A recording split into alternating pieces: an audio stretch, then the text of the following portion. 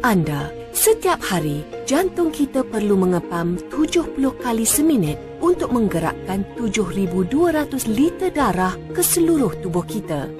Sistem peredaran darah kita adalah perlu untuk membekalkan 60 trilion sel dengan oksigen, air, nutrien, hormon dan sel darah putih. Pada masa yang sama, ia juga mengangkut sisa metabolik keluar dari tubuh kita. Jika sistem peredaran darah ke otak terganggu, ia akan menyebabkan sakit kepala, pening-pening, daya ingatan lemah dan lebih teruk lagi, stroke. Setiap tahun, 40,000 rakyat Malaysia mengidap stroke. Peredaran darah ke jantung terganggu akan menyebabkan sesak nafas, kelesuan, sakit dada dan penyakit jantung koronari. Penyakit kardiovaskular dianggap menyebabkan 7 daripada setiap 10 kematian di Malaysia menjelang tahun 2020 dan ia telah menjadi pembunuh nombor 1 di Amerika Syarikat selama lebih 100 tahun. Sistem peredaran darah yang tidak baik boleh menyebabkan bengkak kaki, kesejukan kaki dan tangan, vena varicose, malah mati pucuk.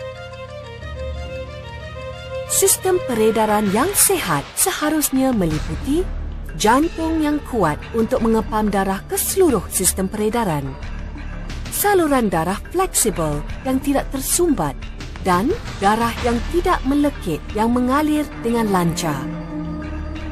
Namun demikian, akibat peningkatan usia, gaya hidup tidak sihat seperti tekanan, merokok, kurang bersenam, terlampau banyak makan makanan terproses serta keadaan kesihatan yang tidak baik seperti obesiti, diabetes dan hipertensi boleh menyebabkan pengumpulan kolesterol, radikal bebas dan homocysteine di dalam saluran darah dan menyebabkan darah menjadi pekat. Sesungguhnya, kolesterol mula terkumpul di dinding saluran darah seawal umur 10 tahun. Apabila darah menjadi pekat, plak mula terkumpul dalam saluran darah. Jantung kita terpaksa mengepam dengan lebih kuat untuk mengalirkan darah melalui saluran yang sempit. Akibatnya, tekanan darah meningkat dan akhirnya menyebabkan kerosakan kepada bahagian-bahagian lain saluran darah. Dalam jangka panjang, saluran darah akan bertambah rosak dan mengeras, menyempit dan kurang lentur.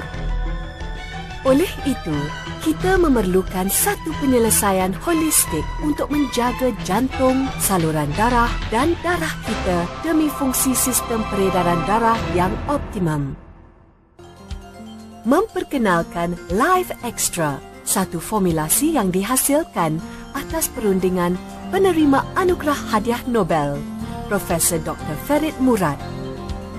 Ia mengandungi ramuan berpaten termasuk L-arginine, probiotik CoQ10 dan 5 jenis nutrien bersinergistik. L-arginine adalah bahan bakar penting untuk menghasilkan nitrik oksida. Nitrik oksida merupakan penenang kepada saluran darah, membantu saluran darah menjadi fleksibel dan kenyal. Probiotik CoQ10 membantu meningkatkan tenaga selular dan aktiviti jantung, di samping melindunginya daripada kerosakan radikal bebas. Rangkaian vitamin dan antioksidan yang komprehensif membantu melaras paras kolesterol dan homocysteine yang menyebabkan darah pekat. Life Extra adalah selamat dan berkesan dengan pensijilan dari badan antarabangsa seperti Pentadbiran Makanan Amerika Syarikat, Pentadbiran Barangan Terapeutik, serta disahkan halal oleh Majlis Makanan dan Nutrisi Islam Amerika Syarikat, IFANCA. Sistem peredaran darah yang sihat adalah asas usia panjang, gaya hidup yang cergas serta hubungan yang harmonis. Jadi jagalah kesihatan peredaran darah anda dengan Life Extra.